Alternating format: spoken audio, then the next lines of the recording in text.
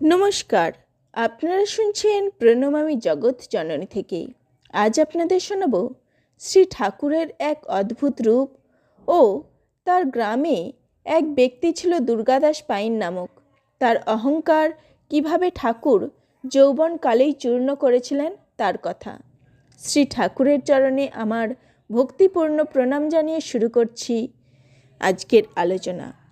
বণিকপল্লীর Durgadas pine নামক এক ব্যক্তি কেবল ওই বিষয়ে আপত্তি করিতেন এবং গদাধরকে স্বয়ং শ্রদ্ধাভক্তি করিলেও অন্দরের কঠোর অবরোধ প্রথা কাহারর জন্য কোনো কালে শিথিল হইতে দিতেন না। তাহার অন্তঃপুরের কথা কেহ জানিতে সক্ষম নহে এবং তাহার বাটি রমণীগণকে কেহ কখনো অবলোকন করে নাই বলিয়া তিনি সীতানাথ প্রমুখ তাহার আত্মীয়বর্গের নিকট সময়ে সময়ে অহংকারও করিতেন। ফলত সীতানাথ প্রমুখ ব্যক্তিগণ তাহার ন্যায় কঠোর অবরোধ প্রথার পক্ষপাতী ছিলেন না বলিয়া তিনি তাহাদিগকে হীন জ্ঞান করিতেন। দুর্গাদাস একদিন তাহার আত্মীয়ের নিকটে ঐরূপ অহংকার করিতেছিলেন। এমন সময়ে গদাধর তথায় উপস্থিত হইয়া ওই বিষয় শ্রবণপূর্বক বলিলেন, অবরোধ প্রথার দ্বারা রমণীগণকে কখনো কি রক্ষা করা যায়? সৎ শিক্ষা ও দেবভক্তির প্রভাবেই তাহারা সুরক্ষিত হন। ইচ্ছা করিলে আমি তোমার অন্দরের সকলকে দেখিতে ও সমস্ত কথা জানিতে পারি। দুর্গাদাস তাহাতে অধিকতর অহংকৃত হইয়া বলিলেন, কেমন করে জানিতে পারো, জানো দেখি।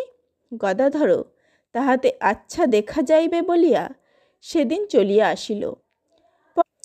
পরে একদিন অপরাহ্নে কাহাকেও কিছু না বলিয়া বালক মোটা মলিন একখানি শাড়ি ও রূপার পৈছা প্রভৃতি পরিয়া দরিদ্রা তন্তুবাই রমণীর ন্যায় বেশ ধারণপূর্বক একটি চুবড়ি কক্ষে লইয়া ও অবগুণ্ঠনে মুখ আবৃত করিয়া সন্ধ্যার প্রাকাল্যে হাটের দিক হইতে দুর্গাদাসের ভবন সম্মুখে উপস্থিত হইল। দুর্গাদাস বন্ধুবর্গের সহিত তখন বহির্বাটিতেই বসিয়াছিলেন।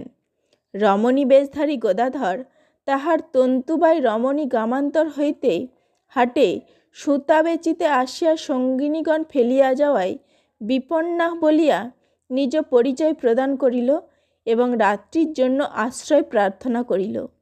দুর্গাদাস তাহাতে তাহার কোন গ্রামে বাস ইত্যাদি দুই একটি প্রশ্ন করিয়া উত্তর শ্রবণান্তর বলিলেন, আচ্ছা, অন্তরে স্ত্রীলোকদিগের নিকটে যাইয়া আশ্রয় লও।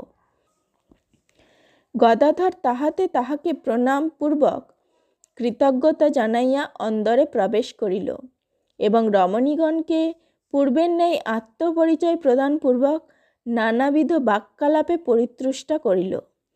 তাহার স্বল্প বয়স দেখিয়া এবং মধুর বাক্যে প্রসন্ন হইয়া দুর্গাদাসের অন্তঃপুরচারিণীরা তাহাকে থাকিতে দিলেন এবং তাহার বিশ্রামের স্থান নিরূপণ করাইয়া দিয়া জলযোগ করিবার জন্য মুড়ি মুড়কি প্রভৃতি প্রদান করিলেন। গদাধর তখন নির্দিষ্ট স্থানে বসিয়া উহা ভক্ষণ করিতে করিতে অন্দরের সকল ঘর ও প্রত্যেক রমণীকে তন্ন তন্ন করিয়া লক্ষ্য করিতে এবং তাহাদিগের পরস্পরের বাক্যালাপ শ্রবণ করিতে লাগিল। তাহাদিগের বাক্যালাপের মধ্যে মধ্যে যোগদান এবং প্রশ্নাদি করিতেও সে ভুলিল না। ওইরূপে প্রায় এক প্রহর রাত্রি অতীত হইল। এদিকে এত রাত্রি হইলেও সে গৃহে ফিরিল না দেখিয়া চন্দ্রাদেবী রামেশ্বরকে তাহার অনুসন্ধানে প্রেরণ করিলেন এবং বণিকপল্লীতে সে প্রায় যাইয়া থাকে জানিয়া তাহাকে তথায় অন্বেষণ করিতে বলিয়া দিলেন। রামেশ্বর সেজন্য প্রথমে সীতানাথের বাটিতে উপস্থিত হইয়া জানিলেন বালক তথায় আসেন নাই। অনন্তর দুর্গাদাসের ভবনের নিকট উপস্থিত হইয়া তাহার নাম ধরিয়া উচ্চৈস্বরে ডাকিতে লাগিলেন। তাহার স্বর শুনিতে পাইয়া গদাধর অধিক রাত্রি হইয়াছে বুঝিয়া দুর্গাদাসের অন্তর হইতে দাদা যাচ্ছি গো বলিয়া উত্তর দিয়া দ্রুত পদে তাহার নিকটে উপস্থিত হইল। দুর্গাদাস তখন সকল কথা বুঝিলেন এবং বালক তাহাকে এবং তাহার পরিবারবর্গকে প্রতারণা করিতে সক্ষম হইয়াছে ভাবিয়া প্রথমে অপ্রতিভ ও কিছুটা রুষ্ট হইলেও পরক্ষণেই তাহার দরিদ্রা তন্তুবাই রমণীর বেশ ও চালচলনের অনুকরণ কতদূর স্বাভাবিক হইয়াছে ভাবিয়া হাসিতে লাগিলেন। সীতানাথ প্রমুখ দুর্গাদাসের আত্মীয়রা পরদিন ওই কথা জানিতে পারিয়া গদাধরের নিকটে তাহার অহংকার চূর্ণ হইয়াছে বলিয়া আনন্দ করিতে লাগিলেন। এখন হইতে সীতানাথের ভবনে বালক উপস্থিত হইলে দুর্গাদাসের অন্তঃপুরচারিণীরাও তাহার নিকটে আসিতে লাগিলেন। সীতানাথের পরিবারবর্গ এবং বণিকপল্লীর অন্যান্য রমণীগণ ক্রমে গদাধরের প্রতি বিশেষ অনুরক্ত হইয়া উঠিয়াছিলেন। বালক তাহাদিগের নিকটে কিছুদিন না আসিলেই তাহারা তাহাকে ডাকিয়া পাঠাইতেন। সীতানাথের ভবনে পাঠ ও সঙ্গীতাদি করিবার কালে গদাধরের কখনো কখনো ভাবাবেশ উপস্থিত হইত। তদ্দর্শনে রমণীগণের তাহার প্রতি ভক্তি বিশেষ প্রবৃদ্ধ হইয়া উঠিয়াছিল।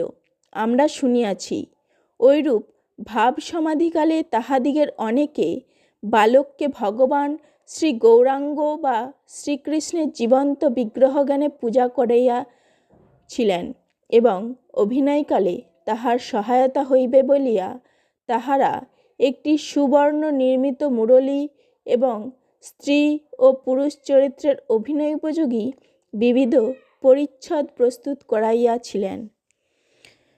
নমস্কার, আজ এই পর্যন্তই। লাইক, শেয়ার, কমেন্ট ও সাবস্ক্রাইব করে শুনতে থাকুন প্রণমামী জগৎ জননীর আলোচনা। ধন্যবাদ।